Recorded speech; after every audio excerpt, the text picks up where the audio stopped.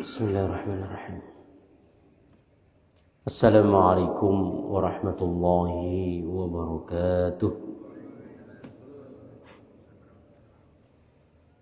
Alhamdulillahi rabbil alamin. Wa bihi nasta'inu ala umurid dunya waddin. Wassalatu wassalamu ala ashrafil anbiya'i wal mursalin wa ala alihi wa sahbihi ajma'in. Subhanaka la ilma lana illa ma 'allamtana innaka antal alimul hakim. Rabbi shrah li sadri wa yassir li amri wahlul 'uqdatam min lisani yafqahu qawli. Allahumma faqihna fid din wa 'allimna at-ta'wil wa habbibna ilal muslimin waj'alna lisana sidqin fil akhirin waj'alna min warathati jannatin na'im. Amma ba'du, jamaah kaum muslimin yang dirahmati Allah Subhanahu wa taala. Alhamdulillah,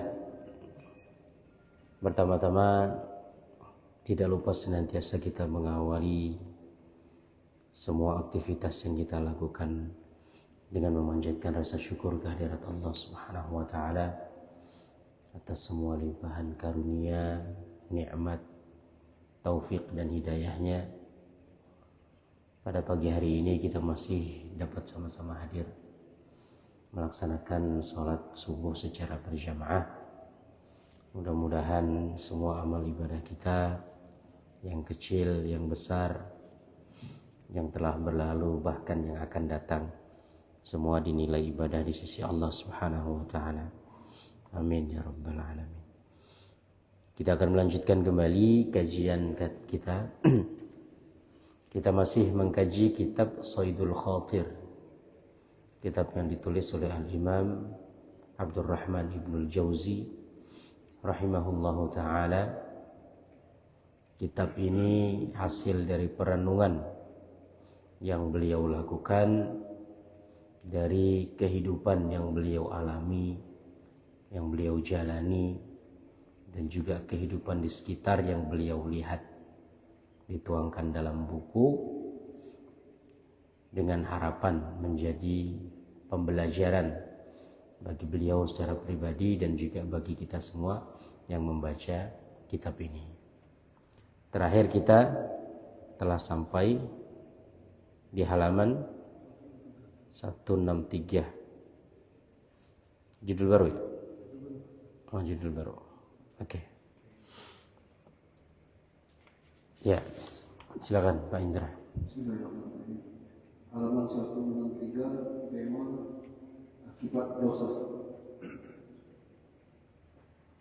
Orang yang cerdas harus senantiasa berhati-hati dan mewaspadai akibat dosa dan maksiat.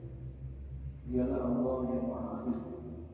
Dia akan memutuskan segala perkara manusia dengan seadil-adil. Meskipun kita tahu bahwa kesabarannya cukup luas menampung gunungan dosa para hamba.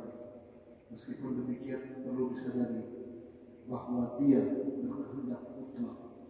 Jika Dia berkehendak mengampuni dosa yang sangat besar sekalipun, maka akan Dia mengampuninya. Namun jika memilih untuk menyiksa manusia akibat dosa yang kecil sekalipun, Dia juga pasti melakukan. Oke. Akibat dosa. Beliau mengatakan, Al-Imam Abdurrahman Ibnu Jauzi, beliau mengatakan, yambaghi likulli dhi lubbin wa fitnatin ay yahdhara awaqibal ma'asi. Hendaknya bagi orang yang punya lub itu akal, jamaknya albab. Maka dalam Al-Quran ada istilah ulul albab. Inna fi khalqis samawati wal ard wa ikhtilafil laili wan nahar la ayatin li ulil albab. Disebut juga nuha, maka ada juga kata ulin nuha. Ada juga ulil absar. Ya. Ini istilah-istilah yang digunakan oleh Al-Quran untuk menunjukkan orang-orang yang menggunakan akal pikiran. Pikiran ini adalah nikmat terbesar yang Allah berikan kepada kita sebagai manusia. Karena inilah yang membedakan kita dengan makhluk-makhluk Allah yang lain. Dengan akal pikiran inilah lahir ilmu, lahir pengetahuan. Ilmu pengetahuan inilah yang membuat Nabi Adam dijadikan sebagai khalifah, dihormati, dimuliakan oleh makhluk lain, bahkan malaikat sekalipun. Orang Arab mengatakan, laulal ilmu lakana an-nasu kal bahaim. Kalau bukan karena ilmu, manusia dengan binatang sama aja. Maka orang kalau kehilangan akal pikirnya, dia akan menjadi binatang. Bahkan bisa lebih buruk daripada binatang. Walaqad dzara'na li jahannama katsiran minal jinni wal ins lahum qulubun la yafqahuna biha wa lahum a'yunun la yubsiruna biha wa lahum adhanun la yasma'una biha ulaika kal an'ami bal hum adhall. Dan telah kami persiapkan untuk jahanam itu dari golongan jin dan manusia. Kenapa mereka menjadi penghuni jahanam? Lahum qulubun la yafqahuna biha. Mereka punya hati. Hati di sini para ulama sebagian menafsirkan dengan kata pikiran. Nah, karena dikatakan di situ la yafqahuna biha, yang tidak memahami, faqih, ya kan? Walahum absu a'yunun la yubsiruna biha, punya mata tidak digunakan untuk melihat, punya telinga tidak digunakan untuk mendengar. Nah, ini orang-orang yang Allah jadikan sebagai bahan bakar neraka. Ulaika kal an'ami bal hum adhall. Mereka seperti binatang, bahkan lebih sesat dari binatang. Kalau binatang dia melakukan perbuatan-perbuatan sesuai dengan kebinatangannya, wajar. Nggak punya akal, nggak punya pikiran. Tapi kalau manusia punya akal, punya pikiran, tetapi melakukan perbuatan-perbuatan kebinatangan, maka justru lebih buruk. Nah, karena berarti dia tidak mempergunakan akal. Jadi kata lub kalau secara bahasa artinya inti, sesuatu yang ada dalam inti sesuatu. Nah, inti dari manusia adalah akal pikiran atau hati. Nah, itu ya kata lub. Wa fitnah. Fitnah itu kalau pakai ta artinya fitnah. Tapi kalau pakai to jadinya kecerdasan. Maka di salah satu sifat Nabi itu sidik, amanah, tabligh, fatanah. Ya kan? Pakai to. Fitnah. Tapi kalau fitnah artinya fitnah, ya kan? Fitnah yang kita pahami itu. Nah, di sini kita harus hati-hati memang membaca bahasa Arab. Ya, begitu juga dengan Al-Qur'an, ya. Karena kepleset sedikit jauh, ya. Fitnah dengan fitnah. Ya, kalau fitnah pakai to artinya kecerdasan, akal pikiran. Jadi Nabi itu salah satu sifatnya dia harus cerdas. Karena dia menghadapi manusia dengan berbagai macam pikiran. Ada yang benar-benar minta penjelasan, ada yang ngetes, gitu.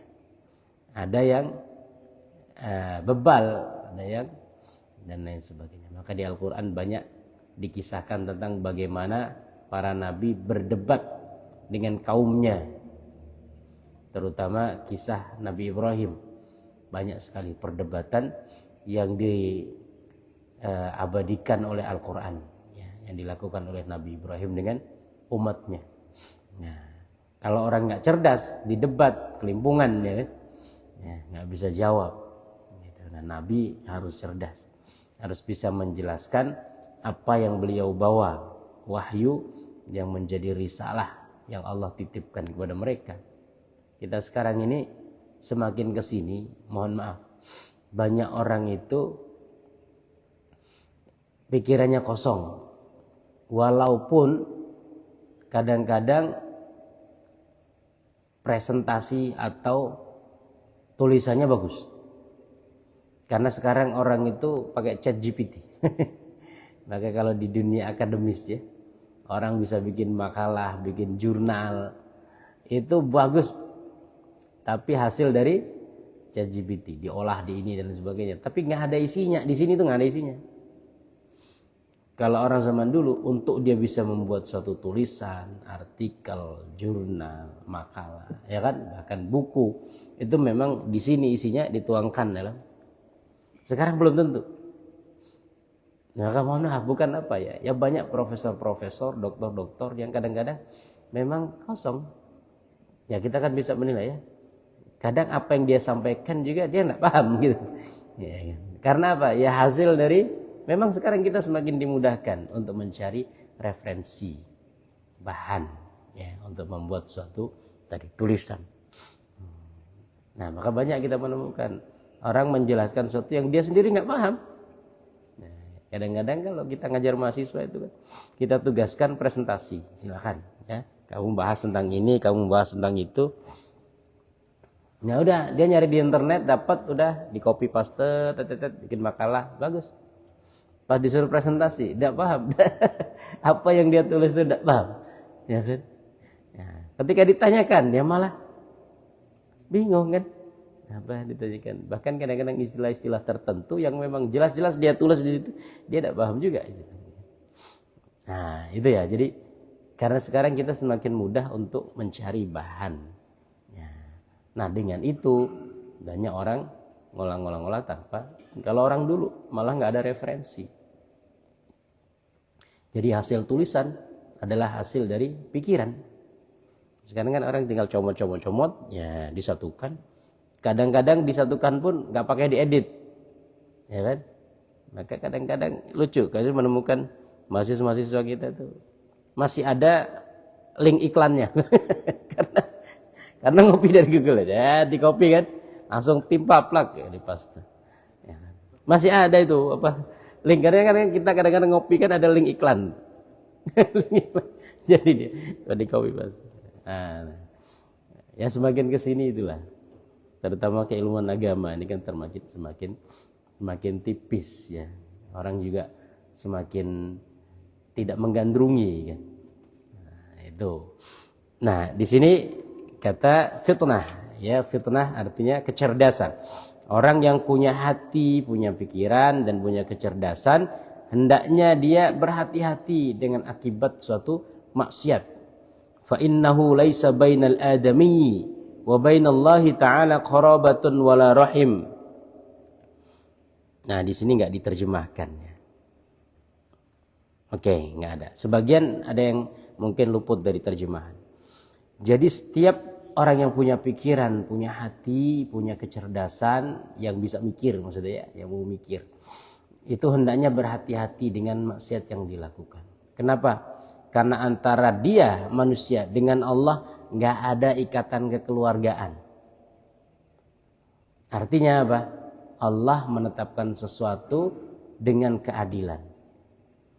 Maka salah satu ya alasan kenapa Allah nggak punya anak itu supaya Allah bisa berlaku adil, ya kan?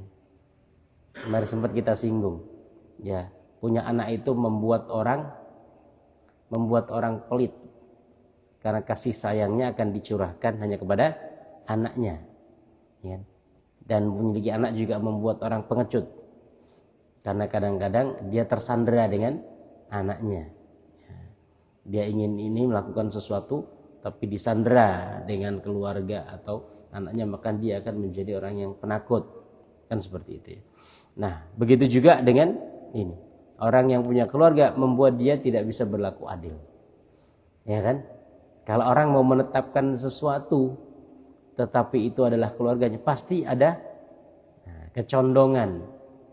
Pasti ada ya perasaan untuk mungkin meringankan, mungkin ini dan lain sebagainya. Nah, di sini disampaikan oleh Ibnu Jauzi, Allah kita dengan Allah nggak ada hubungan kekeluargaan apapun, maka Allah akan menetapkan sesuai dengan keadilannya. Kalau kita menetapkan suatu keputusan, orang itu nggak kita kenal sama sekali, ya, nggak ada hubungan apapun dengan kita, ya kan?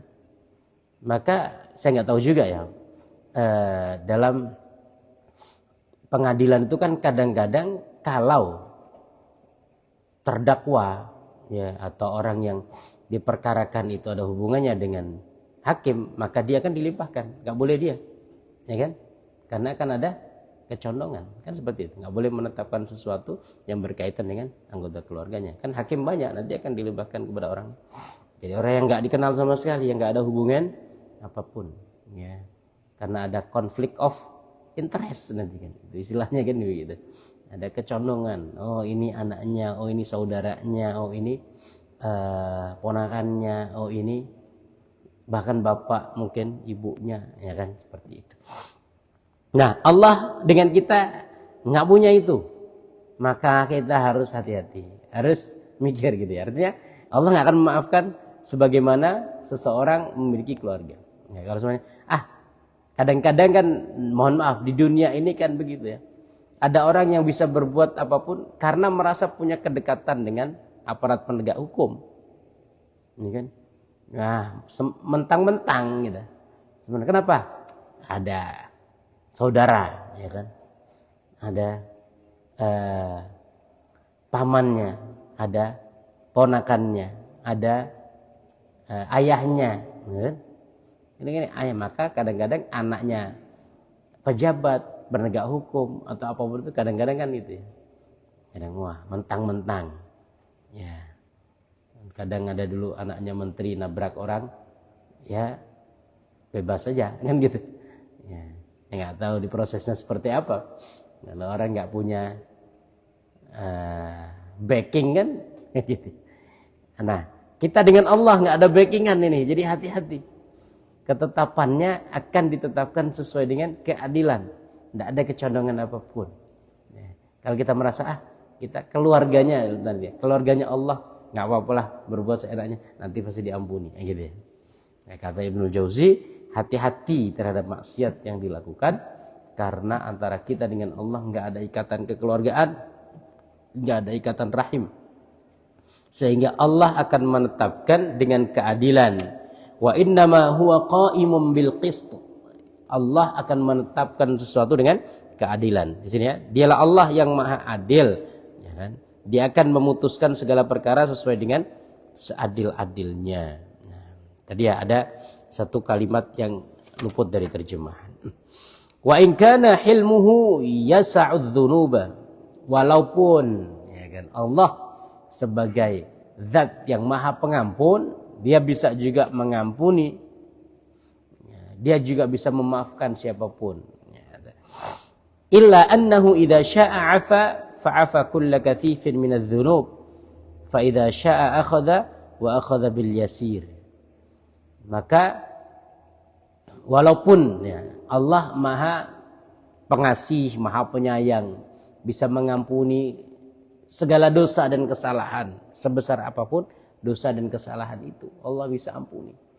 Tetapi sebaliknya, Allah juga bisa mengambil atau menghukum orang dengan perbuatan dosa sekecil apapun.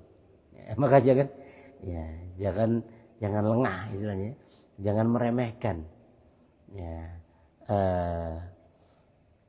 karena dosa itu dia biasanya berawal dari yang kecil.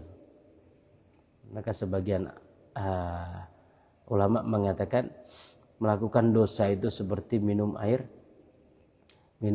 laut, ya. Dia akan membuat orang semakin haus. Dan gitu ya.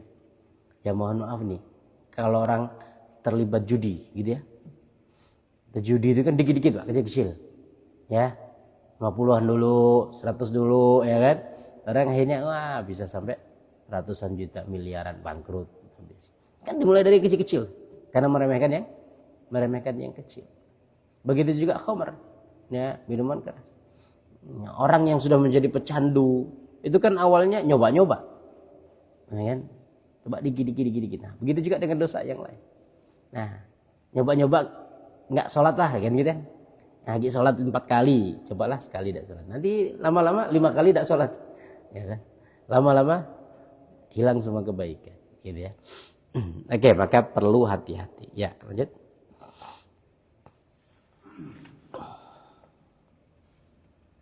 Oleh karena itu berhati-hatilah.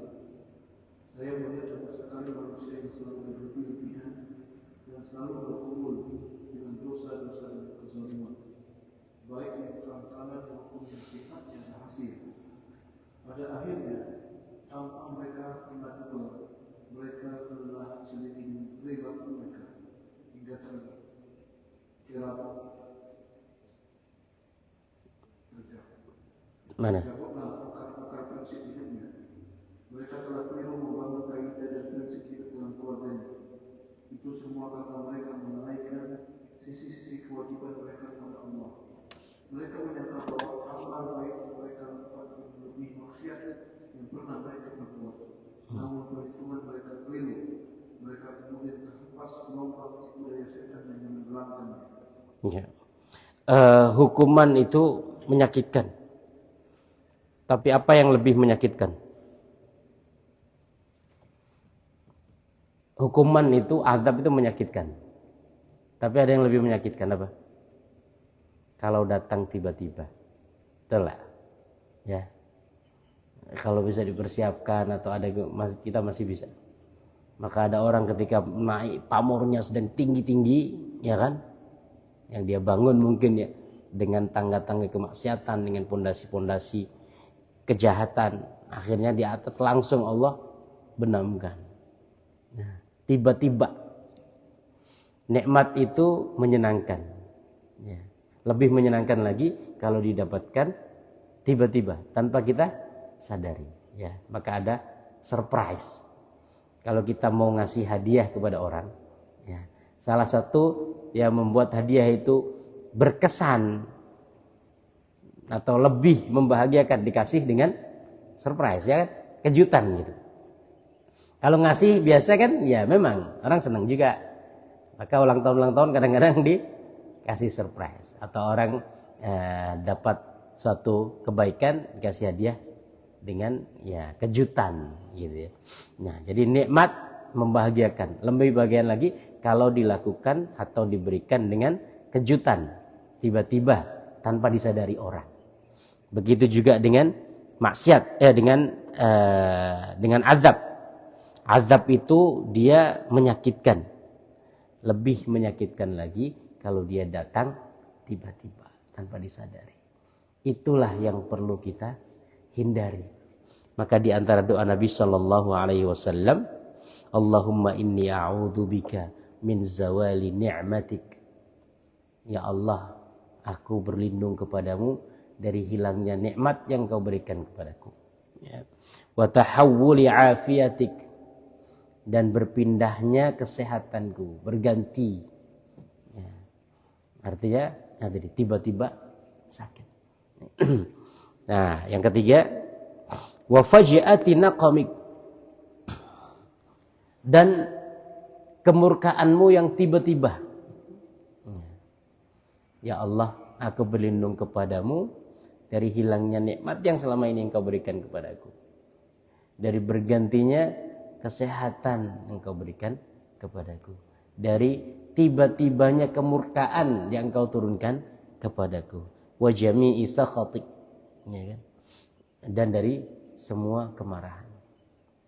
Ini ya, karena tadi ya, jadi azab itu menyakitkan, lebih menyakitkan kalau dia terjadi secara tiba-tiba dari arah yang tidak kita sangka atau di saat yang tidak kita duga.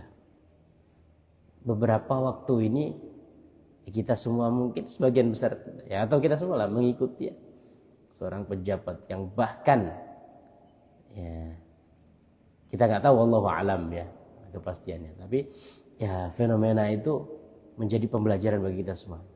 Pejabat yang bahkan masuk bursa capres cawapres, ya kan, yang ini itu akhirnya sekarang ya tenggelam, benar-benar ya jatuh, ya jatuh keluarganya, jatuh pangkat jabatannya, bahkan jatuh harga dirinya.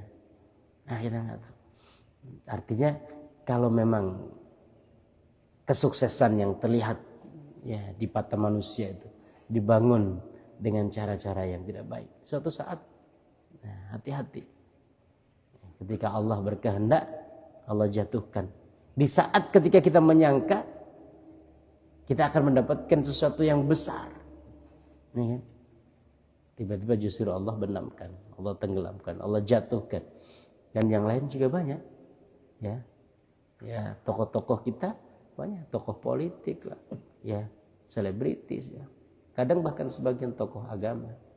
Kita lihat, ya di saat pamornya, lagi naik-naiknya, ya, di saat ini popularitas dia dapatkan, tiba-tiba Allah hilangkan seketika. Dulu umat Nabi, saya lupa apa, umat Nabi Lut atau umat Nabi siapa ya, ketika mereka melihat awan, ya jadi mereka melihat awan, kan lama nggak hujan. Orang Arab itu kan jarang hujan. Jadi ketika melihat awan gelap, itu mereka senang, justru akan datang hujan, kan begitu ya. Kalau hujan di tanah Arab itu nikmat luar biasa, ya. Maka ketika hujan banyak doanya kalau di Arab ya. Kalau hadis Nabi kan banyak doanya ya, doa minta hujan, doa ketika hujan, doa setelah hujan gitu kan. Nah kita hujan tiap hari hujan gitu kan. Karena di sana hujan adalah perkara yang ya kenikmatan luar biasa. Saya lupa umat Nabi siapa ya. Astagfirullah. Ya mereka beranggapan ketika ada awan gelap, awan hitam, wah alhamdulillah nanti akan datang hujan. Ketika datang hujan, ya kering akan menjadi basah, dan tanaman-tanaman di sekitar kita akan tumbuh, kita juga akan dapat air dan lain sebagainya. Ternyata awan itulah yang justru menenggelamkan mereka. Karena hujan ternyata tidak berhenti-berhenti. Akhirnya hujan kemudian menenggelamkan mereka. Kemudian ya diikuti dengan guru, diikuti dengan petir. Ternyata itu adalah azab yang Allah datangkan. Nah gitu ya. Artinya kita juga perlu hati-hati. Kadang-kadang sesuatu kita anggap wah ini suatu kebaikan, suatu nikmat. Kita berharapnya begitu atau kita mengiranya begitu. Ternyata di balik itu ternyata azab Allah yang Allah sembunyikan. Seperti tadi awan gitu ya. Nah, mereka keliru ya. Akhirnya tanpa pernah mereka duga mereka kelelahan sendiri dengan perilaku. Ini orang yang hati-hati. Nah, saya melihat, kata beliau, saya melihat aqwaman minal mutrafin. Orang-orang yang suka bermegah-megahan atau orang yang punya pangkat posisi. Ini di zaman beliau ya. Mutrafin itu orang yang punya harta banyak, orang yang berfoya-foya, ya. Atau orang yang ya punya pangkat jabatan gitu. Kanu yataqallabuna fil zulm wal ma'asi. Nah, mereka mendapatkan semua itu dengan kemaksiatan, dengan kezaliman, baik secara zahir maupun batin, baik tampak maupun tidak tampak. Ada orang yang memang terang-terangan ya, mendapatkan suatu jabatan atau pangkat atau kekayaan, terang-terangan dia zalim ya, terang-terangan dengan kemaksiatan. Ada kan? Ada yang kita lihat begitu. Ada yang memang dia orang kaya dari bandar narkoba kan, ada jelas-jelas. Tetapi ada orang yang kaya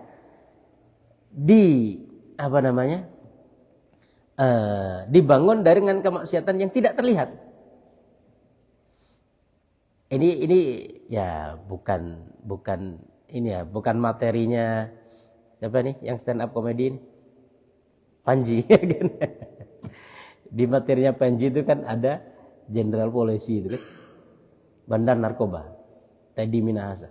Itu kan pernah menjadi polisi dengan harta kekayaan tertinggi. Jadi dia memang pernah tercatat sebagai polisi yang paling kaya gitu loh. Ya. Kan selama ini nggak tahu kekayaannya dari mana tuh? Kita tidak tahu. Ternyata dia bangun dari kemaksiatan dan kezaliman yang tersembunyi. Ada yang memang dia bandar narkoba beneran kelihatan, ya. Memang bandar judi beneran kelihatan ya gitu.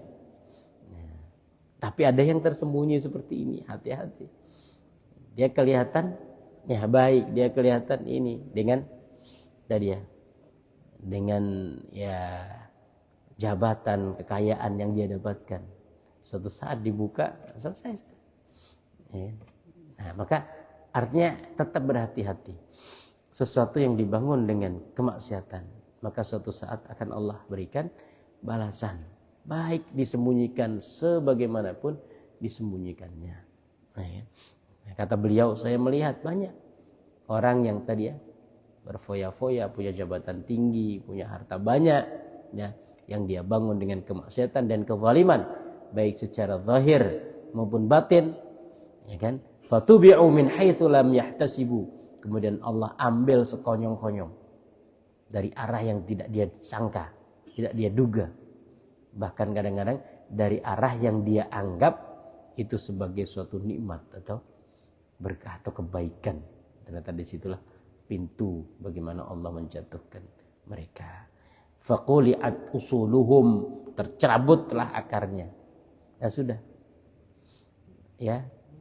Yang tadi ya, tokoh-tokoh pejabat-pejabat tadi. Wallahu alam. Ya, sebenarnya kita juga terbawa berita juga ya. Dengan mantan gubernur itu kan kita belum tahu juga kan kepastian beritanya. Tapi dengan pemberitaan yang sedemikian rupa ini, dia udah tercerabut dari akarnya.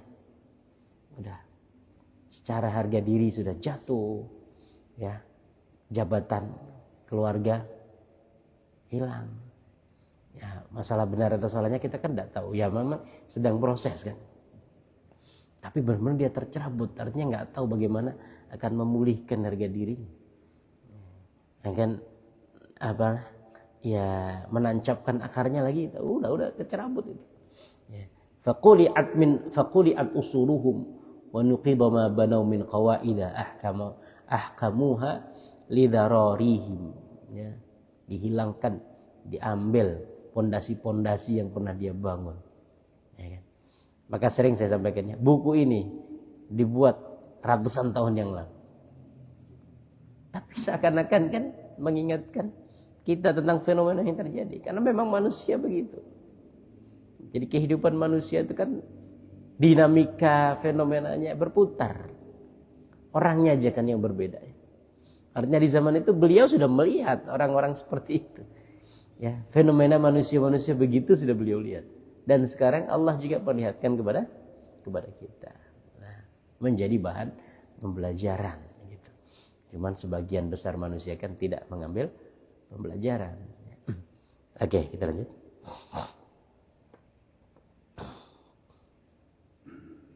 Saya juga melihat banyak orang yang mengaku-ngaku sebagai orang-orang yang berilmu.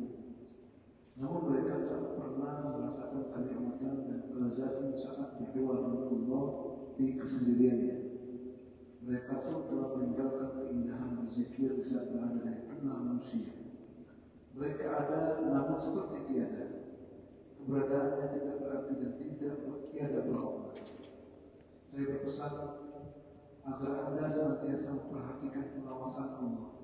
Kelak timbangan keadilannya akan mengungkapkan hal-hal yang kecil sekalipun, dan balasan pasti akan menimpa orang-orang yang bersalah, meskipun dalam waktu yang mungkin akan lama. Janganlah berharap terlalu besar untuk memperoleh ampunannya, sebab yang demikian hanya akan menjadikanmu lalai selalai-lalainya. Pekerjaan dosa pastilah memiliki akibat yang sangat buruk. Ingatlah Allah dalam kesendirian Anda, sebutlah namanya, selalu dalam batin dan perbaikilah niat Anda, karena Allah selalu waspada mengawasi. Ya, ini ada yang kelewat tadi, bagus ya, maksudnya kalimat yang bagus.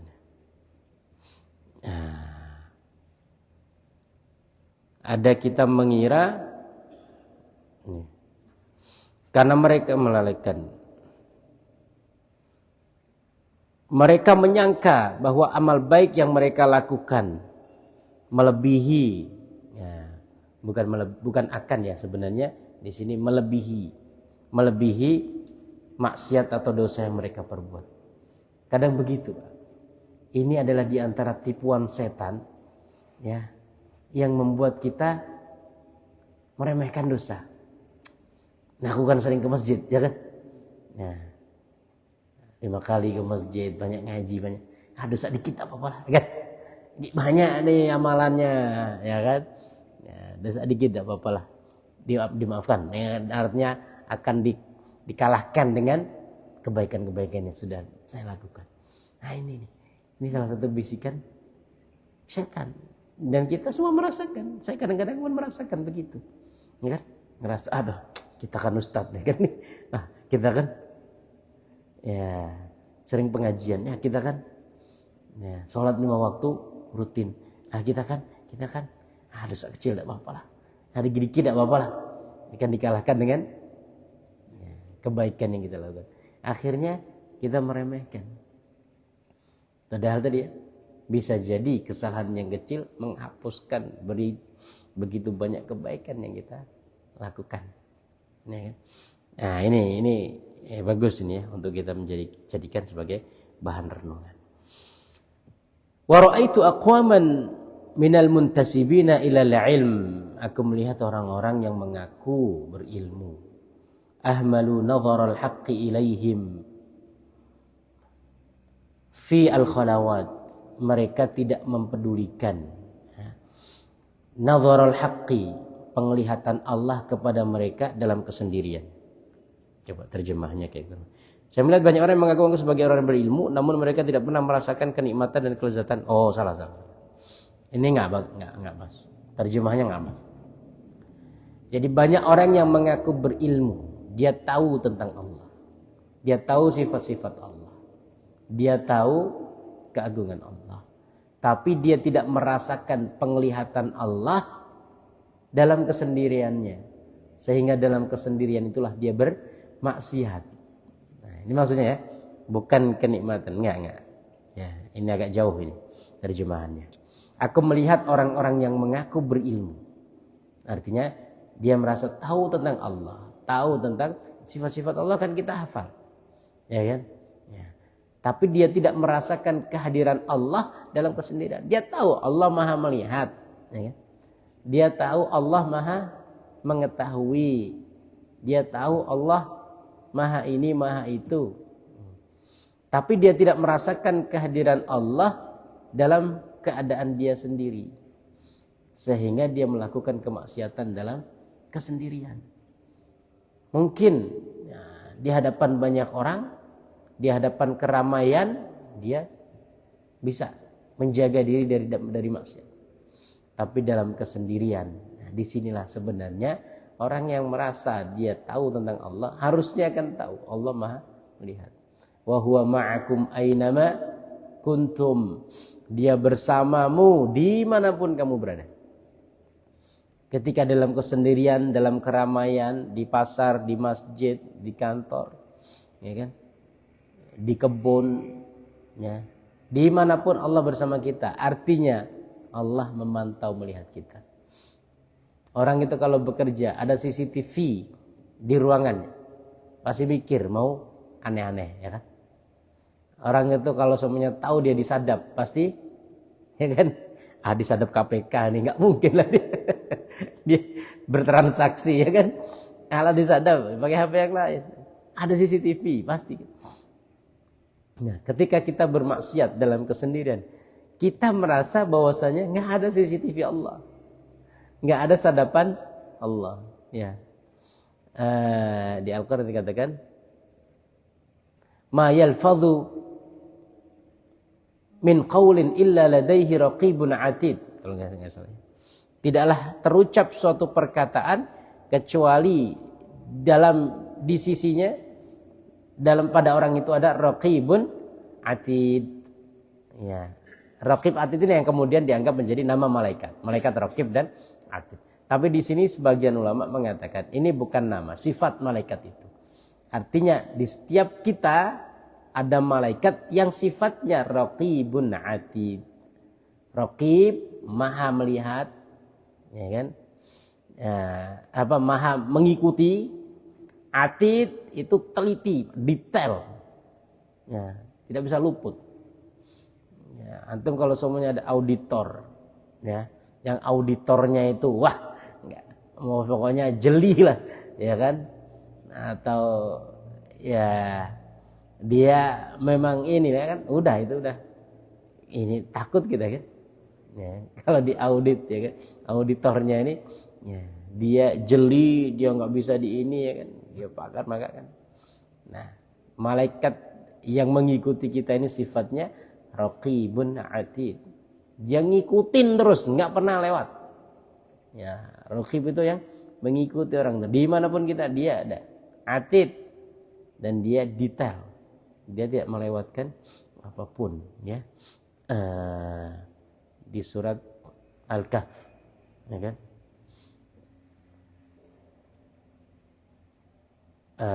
La yajiduna saghiratan wala kabiratan illa ahsaha. Ketika di akhirat nanti mereka tidak mendapati yang besar mau yang kecil kecuali semuanya tercatat. Bahkan ketika di akhirat itu heran, kapan ya saya ngelakuin ini? Kayaknya nggak pernah gitu. Kita kan kadang-kadang sering ya. Sering kita itu nggak ngerasa karena lupa atau karena kita nggak sadar ngelakuin. Ketika ada rekaman atau ada catatan, kapan ya? Kayaknya nanti di akhirat tuh banyak orang yang nyadar itu. Ini kapan ya? Masa kayak gini aja dicatat kan gitu ya? Ya kan? Kayak kita nggak ngerasa kayak gini aja dicatat gitu ya. Layak astagfirullah. Itulah saghiratan wala kabiratan illa ahsaha. Tidak meninggalkan yang kecil maupun yang besar kecuali semuanya dicatat. Nah, gitu ya. Maka orang yang mengaku berilmu, mengaku tahu tentang Allah, kemudian dia tidak merasakan keberadaan Allah, kehadiran Allah dalam kesendiriannya. Fakanu mawjudina kal ma'dumin. Maka mereka itu seperti ada dan tiada. Ya kan? La famaha mahasina dzikrihim fil jalawat. Dengan itu Allah Subhanahu wa taala menghapus kebaikan dia dalam, ya artinya gini. Ketika ada sebagian orang ya. Beliau menceritakan, jadi saya melihat ada orang yang mengaku berilmu. Dia tidak merasakan kehadiran Allah dalam kesendirian, sehingga dalam kesendirian itu dia berbuat maksiat. Artinya naudzubillah, ini kita juga ya perlu berlindung kepada Allah. Dia dalam pandangan manusia terlihat baik, ya, tapi dalam kesendiriannya dia banyak berbuat maksiat. Ya. Ketika dalam kesendirian dia berbuat maksiat, dia tidak merasakan kehadiran Allah. Ya, dia mengakui kehadiran Allah, tidak menyadari kehadiran Allah, sengaja melalaikan keberadaan Allah. Nah, sehingga Allah hapuskan nama baik dia dalam keramaian. Ya, artinya tadi dia punya pamor, punya nama baik ya. Padahal di belakang itu dalam kesendiriannya dia banyak berbuat maksiat, banyak berbuat kezaliman, banyak berbuat keburukan. Maka suatu saat, ya kan, dengan dosa yang dia lakukan dalam kesendirian itu, akhirnya Allah hapuskan ya citra positif atau nama baik dia dalam pandangan masyarakat. Sehingga tadi, maka banyak ulama mengatakan ketika kita baik bukan karena kita baik, tapi karena Allah menutupi aib-aib kita. Ya, ini semuanya kita. Ya, seringkali kita bermaksiat dalam kesendirian. Di hadapan orang, Pak, berbuat baik mudah. Ya, di hadapan orang berbuat baik mudah. Ya, di hadapan orang menghindarkan diri dari kemaksiatan mudah. Tapi dalam kesendirian itulah susah menjaga diri dari maksiat. Susah berbuat baik. Ya kan? Kalau kita dalam keadaan seperti ini, ya untuk sholat sunnah gampang. Ya kan? Untuk zikir gampang. Tapi kalau di rumah sendirian berat. Ya. Berat sholat. Ya kan? Kadang-kadang jangankan untuk sholat, untuk wudu aja berat. Ya kan? Untuk ini berat. Memang seperti itu. Ya, maka kita berlindung pada Allah. Jadi ketika Allah menampakkan kebaikan kita di hadapan manusia, bukan karena kita baik, tapi karena Allah tutup ya, aib-aib, kekurangan-kekurangan, celah-celah kita yang kebanyakan mungkin kita lakukan dalam kesendirian ketika orang nggak ngelihat. Nah, tapi ketika Allah berkehendak membuka itu satu persatu, ya, maka sudah selesai, habis. Ya, seperti itu ya. Fala qalba yahinnu ila liqaihim. Mendengar di sini. Mereka kemudian terhempas gelombang tipu daya setan. Nah, terjemahannya agak ini, Pak. Mereka pun meninggalkan kaidangan. Nah, nih. Terjemahannya agak jauh ini ya. Jadi antum mengikuti apa yang saya sampaikan. Jadi ketika tadi ya, saya melihat kata Ibnul Jauzi, orang-orang yang mengaku berilmu, dia tidak merasakan kehadiran Allah dalam kesendirian, sehingga dia berbuat dosa kemaksiatan dalam kesendirian itu. Dengan itu kemudian Allah hapuskan nama baik dia, citra baik dia di hadapan manusia. Ya. Sehingga apa? Sehingga kemudian dia seperti ada dan tiada. Gak dipedulikan orang lagi, gak dihormati orang lagi. Bahkan tadi ya direndahkan orang. La halawata li ru'yatihim, gak ada orang yang mau melihat. Gak ada orang yang mau berkawan. Wala qalba yahinnu ila liqaihim, gak ada orang yang siapa sekarang mau berkawan dengan orang seumpamanya ya? Orang yang kemudian ketangkap OTT. Ini kan banyak. KPK kan biasa malam Jumat OTT itu kan. Ya. Itu kan ya kemaksiatan kan dalam kesendirian. Bukan bukan dalam keramaian kan? Ya, dia mungkin ketemuan di mana, kadang-kadang kamu di rumah atau lagi nyusun ini itu dan lain sebagainya. Ditangkap. Habis itu antum ngaku kawannya. Wah, enggak ada itu. Ya, orang yang kawan dekat aja ngaku enggak kenal, ya kan? Enggak kenal enggak, ya kan? Pernah Bapak ketemu? Enggak, itu cuman ini aja, ya kan? Nah, padahal sebelumnya sosok kenal, sosok dekat, ya kan? Ini saya, itu saya. Pas ketangkep udah enggak kenal. Enggak ada orang yang mau berkawan, enggak ada orang yang mau bertemu. Bahkan disebutkan namanya aja orang sudah lari. Maka wallahu a'lam ya, kita hati-hati ya semuanya lah. Ya ini ya, nasihat buat kita semuanya, termasuk buat saya secara pribadi. Tidak tahu ya dengan cara apa Allah kadang-kadang menjatuhkan seorang hamba. Maka banyak-banyak istighfar dari apa yang kita lakukan dan berusaha sebisa mungkin menghindarkan dari dosa walaupun kecil ya. Tadi ya, jangan meremehkan dosa yang kecil, karena bisa jadi yang kecil itulah cara Allah menjatuhkan seorang hamba. Wallahu a'lam. Mudah-mudahan apa yang kita pelajari ada manfaatnya. Subhanakallahumma wa bihamdika asyhadu an la ilaha illa anta astaghfiruka wa atubu ilaik. Assalamualaikum warahmatullahi wabarakatuh.